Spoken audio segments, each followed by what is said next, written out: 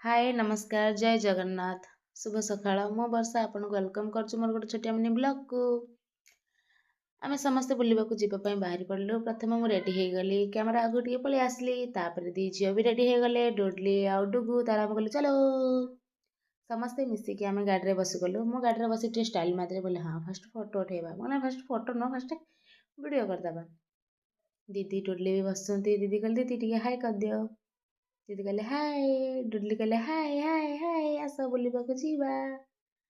बहुत मस्ती कलु सान आगे गाड़ी चलाउथिले डुडली कहछि पीसा एई बटे जीवा एईटा कौन सेईटा कौन से बहुत कथा कहछि सान को डिस्टर्ब कला हबनी। भाईना भी कहले हाय जलखिया खाइबा पई हम गोटे जगह अटकिलु कि सेठो जलखिया भल नथिला। आमे बाहरी पडलु आउ गोटे जगह को दीदी आ डुडली आगरे रोड क्रॉस करके पळेले आमे डुगु मु रहि गलु पछारे। दीदी कहले जल्दी आस बोले तमे चलो आमे माझे टे फोटो उठे जाउछु। फोटो तो उठेलु न किंतु वीडियो कर देछु।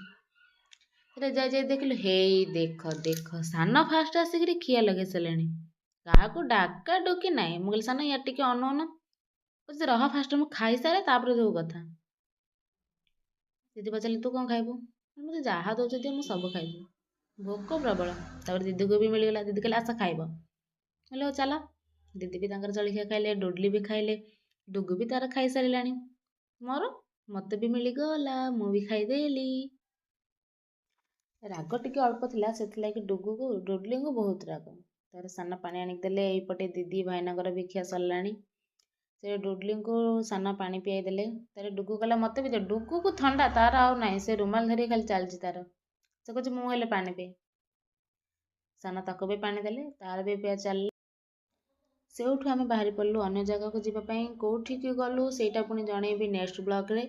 वीडियो केमिति लागिला निश्चय कहिबे।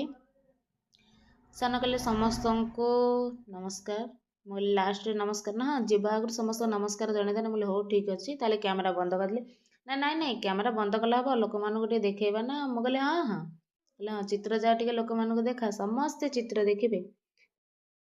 एमिति तो वीडियो एबे बहुत आसीबो। वीडियो केमिति लागिला कमेंट माध्यम रे निश्चय कहबे। रहिली नमस्कार जय जगन्नाथ टाटा बाय बाय।